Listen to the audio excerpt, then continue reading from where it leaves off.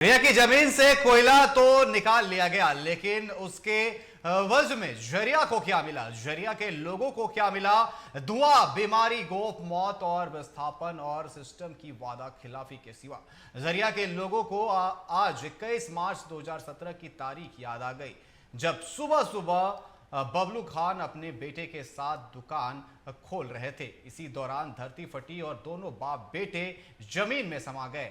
आज तक उनकी लाश नहीं मिली। बीती रात झरिया के इंदिरा चौक पर कुछ ऐसा ही हादसा हुआ। गनीमत रही कि रात का वक्त था, दिन होता तो कोहराम मच जाता। झरिया के लोग मौत के कितने करीब है, इस पर एक रिपोर्ट देखिए। रात के गुप अंधेरे में झरिया में फिर से धरती फटी और कई दिन से खड़ी 407 गाड़ी समा गई। झरिया के इंदिरा चौक पर झरिया सिंदरी मुख्य सड़क से कुछ गज की दूरी पर भूधसान हुआ।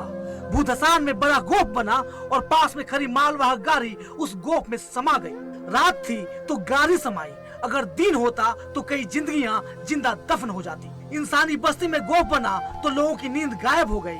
लोग सड़कों पर आ गए, बीसीसीएल और जिला प्रशासन के खिलाफ नारेबाजी करने लगे।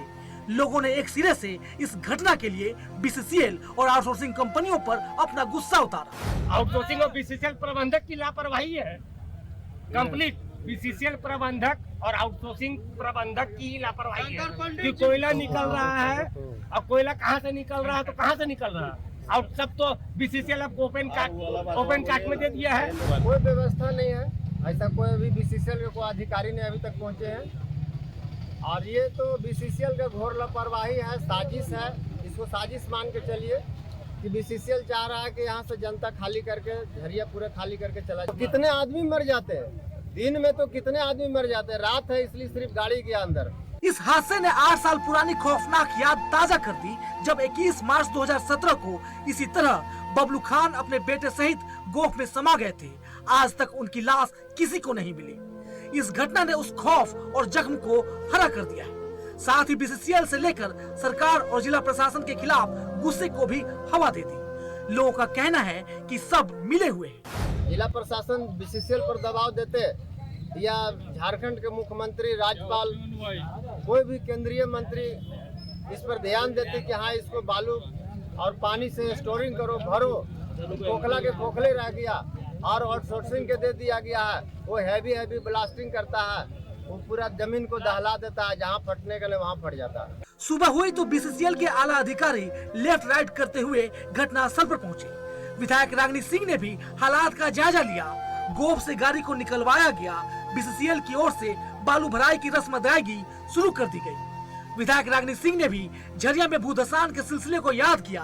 रागिनी सिंह ने कहा कि जमीन के अंदर कहां तक और कितना खतरा पैदा हुआ है, इसकी जांच होगी। लोगों की जिंदगियों का सवाल है। और इसका लापरवाही आप जान ही रहे, बीसीसीएल मैनेजमेंट है और लंबे समय से ये लोग का सिलसिला जारी है।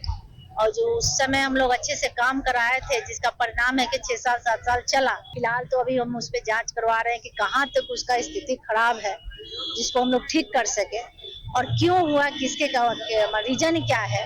अभी बालू भराई का प्रक्रिया शुरू है, अभी गाड़ी निकला है। मौत के बीच जिंदगी की तार पर टंगे लोग हों या फिर उन लोगों को जीने की उम्मीद देती विधायक, सबके निशाने पर बीसीसीएल ही है। लेकिन बीसीसीएल ये कहकर अपना पलड़ा झाड़ रहा है कि उसने तो सालों पहले ही इस पूरे इलाके को फायर जोन घोषित कर दिया है। लोगों को सुरक्षित जगह पर शिफ्ट किया जा रहा है। फायर क्षेत्र घोषित है, आज से नहीं। वो उसमें शायद 17-18 में कभी एक इंसिडेंस हुआ था। तो यहाँ पे पहला काम है कि अभी तो हम लोग टेम्पररी इसको भरवा दे रहे हैं, गोप हुआ है उसमें भरवा दे रहे हैं, पर ये क्षेत्र कभी भी इस टाइप का इंसिडेंस हो सकता है। इसका इविक्शन ऑर्डर भी दिया हुआ है, जीआरडीए के तहत अलॉटमेंट भी है। और पब्लिक को भी थोड़ा समझाएंगे हम लोग कि भाई आप लोग ऐसा क्षेत्र में जितना हो कम, आपको जब सुरक्षित जगह पे दे रहे हैं तो वहाँ शिफ्ट करिए। झरिया में जमीन धंस रही है, उम्मीदें जमी दोज हो रही है। लोगों को बार बार बस्तियां खाली करने को कहा जा रहा है। सरकार और बीसीसीएल लोगों को बेलगरिया में बसाने की बात कह रही है। लोग कह रहे हैं कि उन्हें भी जिंदगी प्यारी है, लेकिन जहां बसाया जा रहा है वहां भूख मरने से बेहतर है यही मौत का इंतजार किया जाए। भले ही झरिया को लेकर दिल्ली में एक्शन प्लान बनाए जा रहे हों, लेकिन झरिया में ये गोफ और ये धुआं ही आज की स्याह सच्चाई है। हो सकता है कुछ घंटे बाद कहीं पूरी बस्ती ही झरिया में जमी दोज हो जाए। Bureau report, TV45।